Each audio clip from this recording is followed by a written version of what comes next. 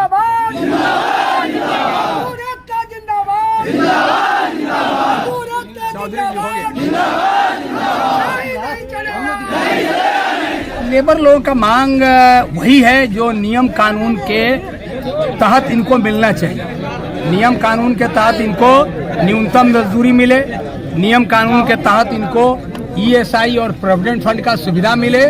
कभी काम करते हुए दुर्घटनाग्रस्त ये हो जाते हैं तो उसी हिसाब से इनको इलाज का, मुआवजा का, ये सब इनको सुविधा मिलना चाहिए। रेट में बदलाव, जो न्यूनतम मजदूरी है, मुख्य जो प्रॉब्लम है यहाँ, जो न्यूनतम मजदूरी सरकार निर्धारित करती है बिहार में लोडिंग अनलोडिंग मजदूरों के लिए, ये प्रति वर्ष 1 अप्रैल से 1 लागू होता है और दूसरा रिवीजन जो प्राइस इंडेक्स के साथ लिंक्ड है वो फिर 1, यानी साल में 2 बार न्यूनतम मजदूरी का प्राइस इंडेक्स के हिसाब से बढ़ोतरी होता है। तो ये बढ़ोतरी का लाभ इनको अब तक नहीं मिल रहा था। ये पहली दफा 2017 के बाद एक निर्णय जो लेबर डिपार्टमेंट में बातचीत करके समझौता करके हुआ है। तो हम लोगों के पास एक त्रिपक्षीय समझौता 16 अगस्त 2013 को हुआ है। उसी समझौते को लागू करने के लिए हम लोग यहाँ धरना पर बैठे हुए हैं। क्यों समझौता कहना है कि शनिवार को मीटिंग हुई है? नहीं ना, हम मालूम है, मैंने अपने मीटिंग में उनको धन्यवाद दिया है कि मीटिंग हुई है। वो मीटिंग से हम कितना संतुष्ट हैं, कितना संतुष्ट नहीं है, उसका इजहार मैंने आज कर दिया है। 16 तारीख का कार्यक्रम ये पूर्व निर्धारित था और ये हर जिला में न्यूनतम मजदूरी को लागू कराने के लिए जो समझौता हुआ है उसके कार्यान्वयन के लिए ईएसआई प्रोविडेंट फंड का अंशदान कटे और वो जमा हो और जो लोडिंग अनलोडिंग के कर्मचारी हैं उसका उनको बेनिफिट मिले। इन तमाम चीजों के लिए हर जिला पर हम लोगों का ये कार्यक्रम चल रहा है। इसीलिए कोई लड़ाई कोई जिला के एक पदाधिकारी से नहीं है, ये लड़ाई सिस्टम से है। माननीय उच्च न्यायालय में, पटना उच्च न्यायालय में मामला भी हम लोगों का चल रहा है और उस मामले पर श्रम विभाग ने एक काउंटर फाइल भी किया है और काउंटर में श्रम विभाग ने वही कहा है जो हम लोगों ने कहा है।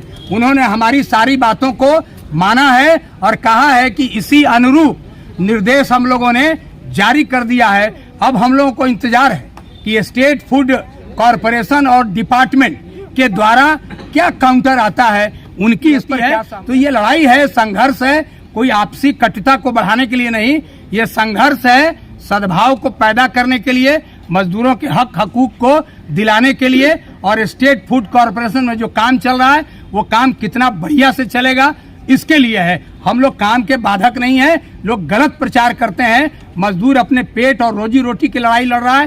काम को खत्म करने के लिए और काम को बंद करने के लिए हम नहीं लड़ रहे हैं, हम तो काम को चालू करने के लिए लड़ रहे हैं। पेमेंट किया जा रहा है अभी रेट किस रेट से पेमेंट किया जा रहा है वही तो दुविधा है। सरकार ने कहा है कि 1 अप्रैल से इनको 11 रुपया प्रति बैग मिलना चाहिए, वो नहीं मिल रहा है, उसी की लड़ाई है बस। सरकार आने वाले समय में आपकी बातें नहीं मानती है तो ना सरकार तो बात मान गई जी।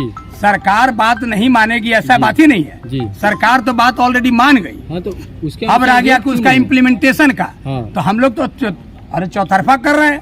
लेबर डिपार्टमेंट में मामला चल रहा है, नहीं होगा, लेस पेमेंट होगा तो मुकदमा दर्ज करेंगे। फिर हाई कोर्ट में जो काउंटर आया है लेबर डिपार्टमेंट का वो भी मेरे पक्ष में है। प्रोविडेंट फंड से नहीं करने से, कटौती करने से, ये एसएफसी के अकाउंट से यहाँ करोड़ से ऊपर रुपया निकाल लिया तो क्या फायदा है? आपको वो पैसा ले रहा है, मजदूर को कोई मदद नहीं मिल रहा है। तो हम एसएफसी के जो प्रबंध निदेशक हैं उनसे भी अपील करेंगे कि मजदूरों का जो हक है, जो कागज में उन्होंने लिख दिया है, कागज में वो सहमत हैं कि इनका पैसा 11 रुपया रेट मिलना चाहिए। एमडी एसएफसी ने नोटिफिकेशन निकाला है, आदेश निकाला है कि 11 रुपया मिलना चाहिए। भविष्य निधि ईएसआई का अंशदान कटना चाहिए, इनका पेमेंट बैंक में जाना चाहिए। ये तो 4 गो चीज सुनिश्चित करना है। तो एमडी को चाहिए कि इसको रिव्यू करें, देखें कि आपके आदेश का अनुपालन हो रहा है कि नहीं हो रहा है। जब तक इसका अनुपालन नहीं होगा तब तक ट्रांसपोर्टर को पेमेंट नहीं करना है। तो क्या हो रहा है ये आप लोग आगे बढ़ाइए इसको। बहुत धन्यवाद, नमस्कार। मैं चंद्र प्रकाश सिंह बिहार इंटक का प्रदेश अध्यक्ष हूँ और एसएफसी के यूनियन का भी अध्यक्ष हूँ। धन्यवाद। जिंदाबाद जिंदाबाद जिंदाबाद जिंदाबाद।